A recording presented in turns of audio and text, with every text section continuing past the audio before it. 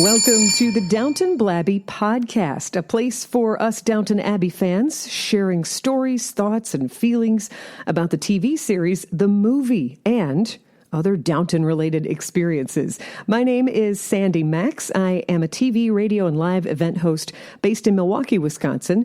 I was recently dubbed Downton Sandy by my friend Harvey when he observed my enthusiasm about Downton Abbey, plus hearing about my travels to Highclere Castle and other Downton Abbey events. In this podcast, I wanted to make a space where fans can celebrate, debate, and indulge in all things Downton. Credit for the brilliant title, Downton Blabbey, that goes to my friend John Suntress of the Word Balloon podcast. Thanks to Harvey and John for helping get this podcast going, and thank you for joining me right now. This fourth episode has been recorded in Chicago in September of 2019 at a Downton Abbey pop-up event at Cost Plus World Market. It was a fun environment where Focus Features Film Company had a prize table with raffles of Downton Abbey merchandise and collectibles, plus tastings of official Downton Abbey branded tea, wine, and jams served with Walker's shortbread. So you'll hear a bit of background sound since these fan conversations were recorded on location 1 week before the Downton Abbey film release in American theaters. There are no movie spoilers, but we will talk openly about the plots of the TV series. If you're listening after the movie has been released, you might be amused by what ideas about the film come true or not. In this Downton Blabbey episode, you'll hear a super fan I met named Linda, who'd really like to see Matthew again. My dear friend Mindy, who's okay with characters being killed off. And my friend Joe wouldn't mind seeing lasers in the movie. You'll also hear the distinct and sophisticated voice of Alastair Bruce, Downton Abbey's incredibly knowledgeable historical advisor, as he answers a question submitted by a Downton Abbey cast member. There are Downton Abbey trips you could win, plus you could be on Downton Blabbey. Learn more just before the end of this episode. I'm a former Chicago public school teacher. My name is Linda Diane Gaddis, and I am a Downton Abbey addict. You're a Downton Abbey addict? Yes. Every time the season would go off, I would go into a panic, and there's a group of us. I put on different functions for Downton Abbey. On the day of the season, we would do a party at this fabulous restaurant called Nookie's in Chicago. We'd have like a 7-course meal with scones, high tea.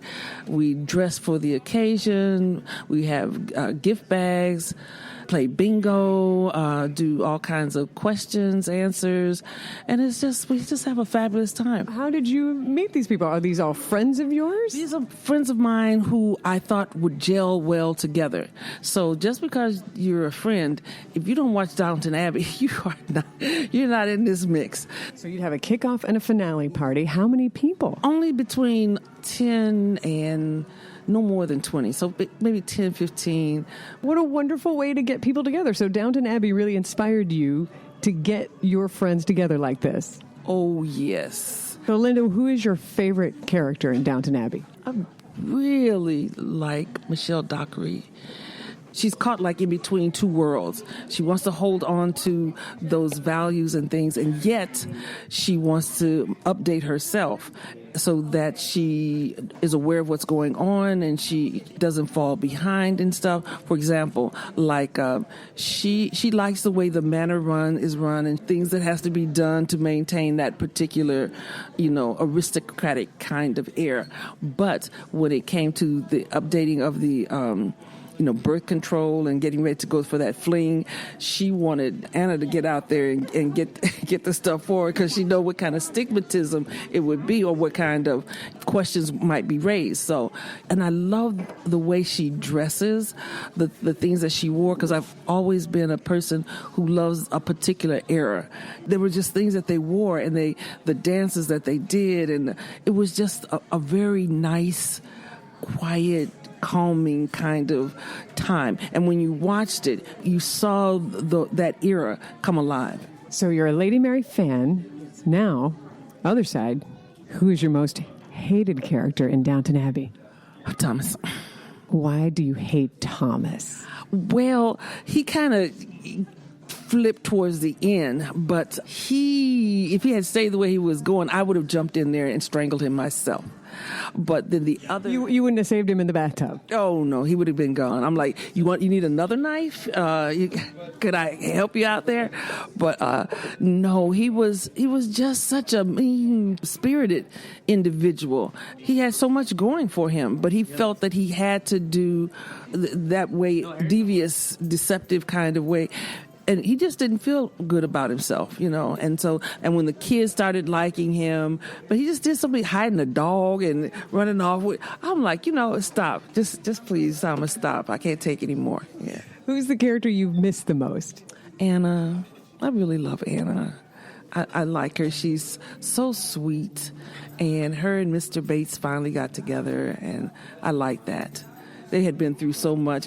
I love Downton Abbey, and the fact that it's coming back for the movie part of it, I can't stand myself. What are you looking forward to most in the film? I want Matthew to come back. He could be a hologram. I don't care. He could be a ghost. Matthew needs to come back at some point. What are you worried might happen in the film? I'm worried that they might wind up selling Downton Abbey. Do you have a very favorite quote or a very favorite moment from the series? I just think anything that the Dowager says is just like right on point. And she's just, she never stops amazing me as to how fast she can come back. I mean, she pops it out like, a pregnant puppy having puppies, just pop, pop, pop, she's nonstop and doesn't break face at all. Not at all. She is truly one of the greatest actresses over the decades. Indeed. If you had the chance to go to Highclere Castle, would you go? Oh, are you kidding? I'm trying to wait for you to tell me that you have a trip going so I can tell the people that I know to tell the people that we're going to, because that's what I'm going to tell them at some point. Somebody's getting us to Highclere. We're going. There are some contests on my website, sandymax.com. You can register to win some contests to get there to Highclere Castle. Okay, that's what I want to do. And yes, I will. I certainly shall. Any other thoughts about the show or the movie that you'd like to share with Downton Blabbey listeners? I hope Mr. Fellows never stops. I know he gets tired, but if he could see our faces, I'm going to take a picture. If he could just see our faces, how sad we were, or how sad we can be if we don't have something to look forward to. And the only thing that makes me kind of happy is that he said he was going to do something else. Now, I don't care what else he does, just do it. So you're already pushing for a sequel? Yes. Maybe Matthew had a twin brother he never mentioned. Matthew needs to come back at some point. Mary needs to go ahead and do whatever she's doing. Already, I'm just, a Downton Abbey addict. My name is Mindy, and I live in Chicago, and I am a huge Anglophile and just TV movie lover. And who is your very favorite character in Downton Abbey? Oh, man, there's so many. I think I probably like Edith because she's just so pitiful. She's so pitiful. No one expected her ever to do anything or be anything, and then she kind of came into her own a little bit there and was strong, and I liked that. She definitely evolved. Yes. I just know that she was never the prettiest, the smartest, the most loved. She always had a fight for that recognition. So if Lady Edith is your favorite, who is your most hated character in Downton Abbey? Well, I wouldn't say I hated him, but it was probably Thomas because you saw a bad side of him. You saw that he was always trying to undermine everyone and get everybody else in trouble, and then kind of came out as gay, and then you kind of didn't know how to feel for him, and then he still did horrible things, but you still felt bad for him. Even though you wanted to hate him, I still felt bad for him. He's my favorite character. Of course. So, but I enjoy at least hearing that you understand him a little bit. That So, I did. If you heard in an earlier podcast, I got a rare manicure, and when we were chatting about how much both of us enjoyed Downton Abbey, I asked her who her favorite character was, and she said the Dowager Countess, and I told her, "Oh, mine is Thomas," and she gave me a look. I can imagine. And it was kind of quiet after that. Yeah, I don't know what exactly it says about me that Thomas is my favorite character, but yeah. I mean, he was entertaining, and you always looked forward to his scenes because he brought excitement. I also find him incredibly good looking. Oh, yes, he was cute. Hello, Rob James Collier. Who is the character you've missed the most? You mean that's died on the show? Or just since the show has been over and I'm looking forward to seeing them in the movie? I think either answer is admissible, but yeah, I was thinking who you... Sorry. No, I feel like because a lot of people have characterized the movie as when they see the trailer, it's like, oh, it's like seeing old friends. Oh. So I wonder if like when you revisit the episodes, it's like, oh wow, I didn't realize how much I've missed this character. But right. You can answer. I'm interested to see who you missed that they killed off, and then who you are welcoming back. Sorry. Is there somebody you wish they hadn't killed off? No, I think they were all killed off appropriately. Oh, but that's a bold statement. I mean, bye-bye, Sybil. People died back then. So it's historically accurate. She was too good. Yeah, she was too good for her time, so she wasn't that fun. But who I've missed and I'm looking forward to seeing in the movie would, of course, be the grandmother of the family. The Dowager Countess. Dowager Countess, yes, because I love her little jabs, and she's sassy and crotchety at the same time, and that's a great combination. And what are you looking forward to most in the film? Just seeing everybody back together again. It does seem like, you watched it every week. It wasn't on something at that time that you could just sit and blow through 6 episodes at a time. You had to wait each week, and that really got you invested. I just love tuning in each week and seeing the opening credits and finding out what the storyline was going to be. So it's kind of like just revisiting your family again a little bit. Are you worried about anything in the film? I don't really know much about the film yet, so I'm not sure. I'm not even sure when it's supposed to be set. I'm sure it will be set in a time where there's major national and international news happening.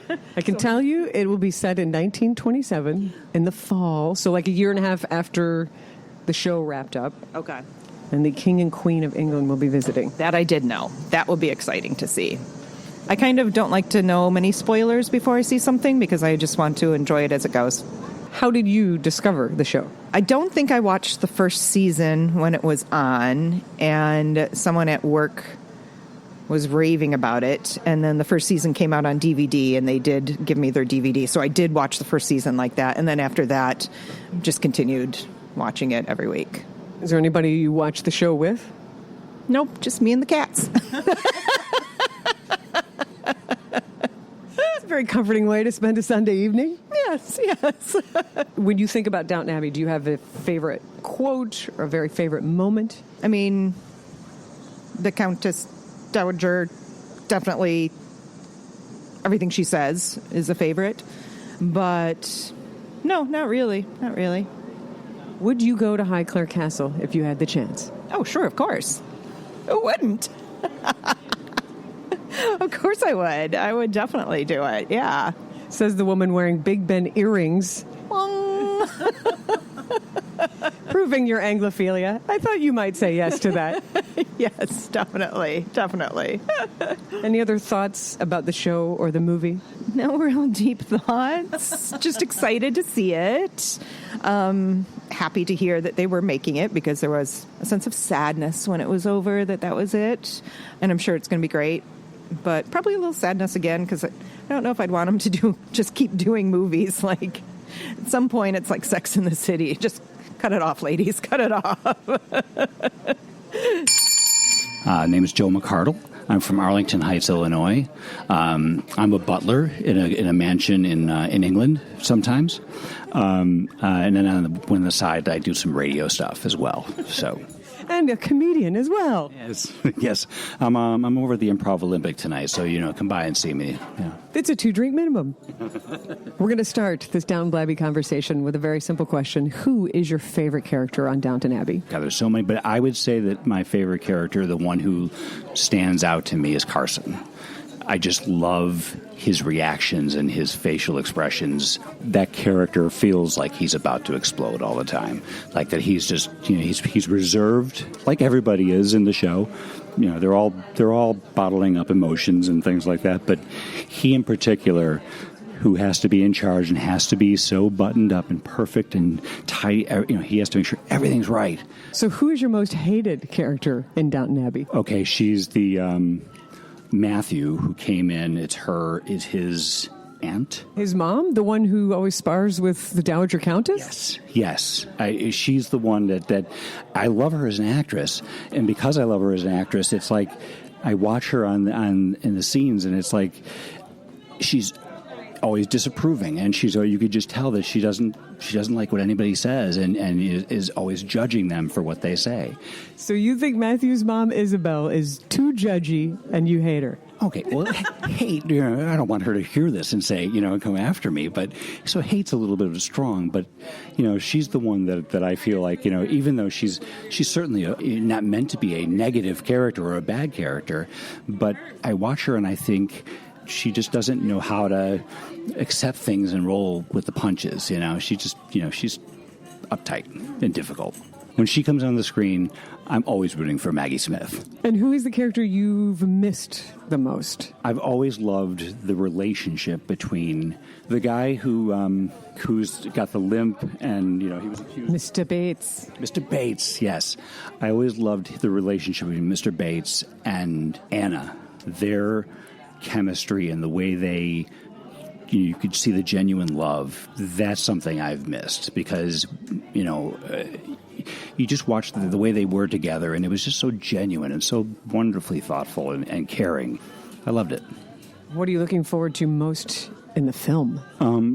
Probably the thing I'm looking forward to most in the film is the special effects. And, if they can do something along the lines of Avengers, with the effects, I think that would be cool. It would add a whole different level to the thing that people would... More lasers, more just, like a Tony Stark kind of character just sort of taking over and, building machines for the Dowager, having her flying around and stuff. Would that be great? No. So what am I looking forward to most?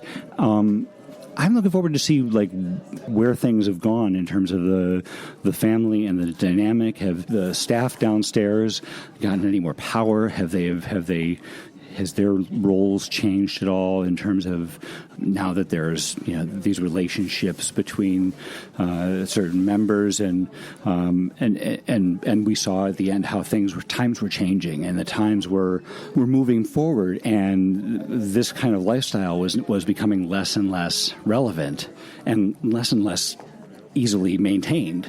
I don't know, but who knows where that's going to happen, if that's going to make things different, if that's going to empower people who are downstairs. And what are you worried might happen in the film?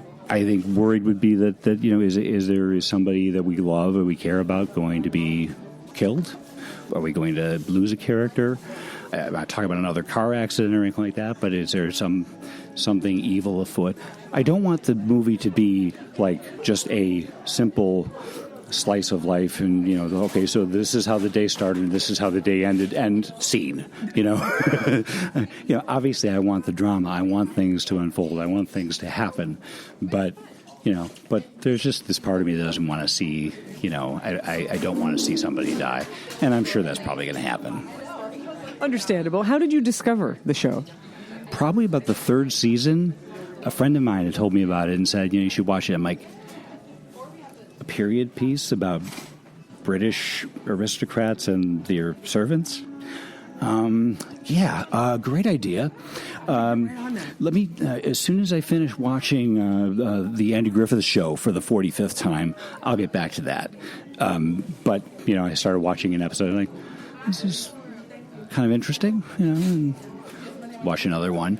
Next thing I know, I'm chain smoking in the corner 7 weeks later, watching every episode, like it's the most important thing that's happening in the world. Did you wind up watching it with someone? Yes, with my wife. We watched it, Karen and I watched it together, and found it to be important to, to find that time when we could spend together and watch it. And we talked about it afterwards. Which didn't happen in a lot of shows. You binge watch a lot of shows. It's like, oh, that was good. That was bad. We would talk about it and say, oh, what's going to happen here? Or why did this happen? Or whatever. Well, I was going to say, I think that it was lovely that Downton Abbey brought people together like that. Like, it wound up being date night for some couples. Mm-hmm. Oh, certainly. Finding something that was compelling and interesting, but so simple. It's a show that just was all about relationships and all about systems and done from the most simple point of views. You didn't hate the owners and because they were rich snobs or anything like that. There was just as much emotion for them as there was for the people who were working for them. It was a show that you'd always feel good at the end of, or shocked when it was certain episodes, but you'd always feel like you had just spent some time experiencing something very, very different and very, very cool. Now that you're reminiscing about the show a little bit, is there a favorite quote that stands out to you, or do you have a favorite moment from the show? The Dowager Countess, I'm sure that she every line she said was just perfect because she's unbelievable. So I loved it. We'd always look at each other. Karen and I would look at each other, just she'd come out of the screen and we're like, okay, what's she going to say now? And it was always perfect. She always nailed it. If you had the chance to go to Highclere Castle, would you go? I'm talking to somebody who's been there. Should I go? Way to turn the tables. I can highly recommend it. It's a very beautiful, beautiful space. I went in 2014 just to do the tour. So that was 5 years ago, and then I just went back this summer for the big Downton Abbey live concert with the London Chamber Orchestra, playing all the music written by John Lunn. And the stage was right on the front lawn of Highclere. So here you are absorbing all this real music performed live with all these strings, and then you look to your left and there's Highclere Castle. So it really was a magical experience to be there on the grounds and hearing that music, which is so powerful. Oh, yeah. I mean, the music was its own character in the show. And I'm a very big music fan. The power of music is never lost on me. And to watch shows and see that the music has its own life, and when you hear it at different times, you can feel the emotion that's around the scene. And it's not something that is ever lost in the show. In Downton Abbey, it's always a centerpiece. And I could just imagine sitting there with the concert going on right above you, you're taken to a different time. Any other thoughts about the show or the movie that you'd like to share with our Downton Blabbey listeners? Just really thrilled that you're keeping this alive, and that your enthusiasm is going to trigger more people to want to listen to the show, watch the show, see the movie. I get to share with you now something from one of my other jobs. I am the host of a Milwaukee PBS TV series called The Arts Page, and Downton Abbey has been featured several times on our show. One of my favorite Arts Page experiences was getting to meet and talk with Alastair Bruce, the historical advisor for Downton Abbey. Mr. Bruce visited Milwaukee in 2015, and as I shared in the previous podcast, I wanted to have something a little different and unique to ask him. So I tweeted cast members of Downton Abbey to find out what they would ask him. Those actors would have witnessed his detailed knowledge of history and etiquette firsthand on the set. In the next clip, Alastair Bruce answers a question about men's fashion that you might not really think of in this day and age.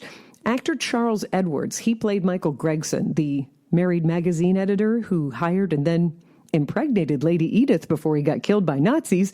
That was a lot for Edith in season 4. Charles Edwards tweeted the question in what I consider a rather incredulous tone: did the men really not put their hands in their pockets ever?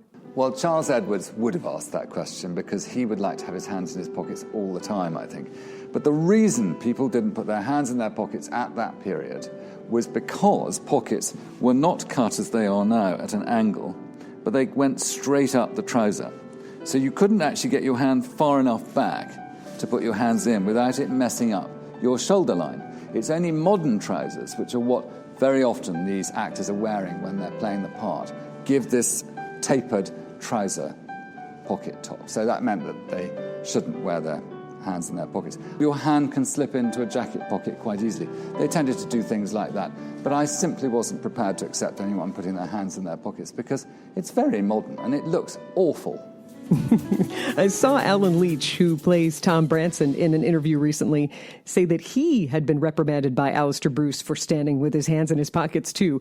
There'll be none of that, not while Alastair Bruce is on duty. I'll have to watch what the guys are doing with their hands next time I see the show or now the movie. You can watch that video and see more videos of the historical oracle Alastair Bruce answering cast questions. At the arts page, we called this the Ask Alastair series. Go to my website, sandymax.com, and in the Downton Abbey section there, you'll see the Ask Alastair videos and some other Downton Abbey features that have appeared on the arts page, including Alastair Bruce's full interview. Also, if you type in hashtag Ask Alastair on Twitter, you'll find the videos that way. After hearing from a few more fans, if you're keeping score, here are the favorite, most hated, and most missed characters in our Downton Blabbey discussions so far. Favorites: Mr. Carson is tops. The Dowager Countess is second, with Thomas Barrow, Lord Grantham, Lady Mary, Lady Edith, and the downstairs staff ensemble getting love.